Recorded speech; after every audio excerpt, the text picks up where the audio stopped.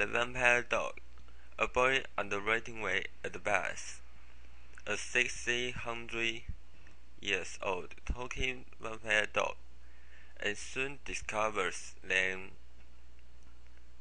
when they face their fears, they can do anything. The vampire dog is story like about Ace is just like any other new kid at school, until his grandfather from Transylvania died at age 96 and sent him his dog Fun.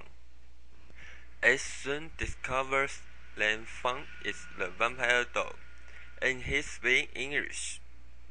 Mad scientist Dr. White and her bombing assistant Frank try to capture Fun and steal his DNA in the hope of developing of latest anti-android technology.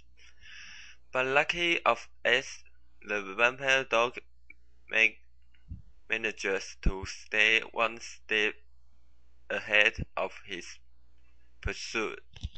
Along the way, an enduring friendship from when Ace and Fawn discover them together. They are unstoppable.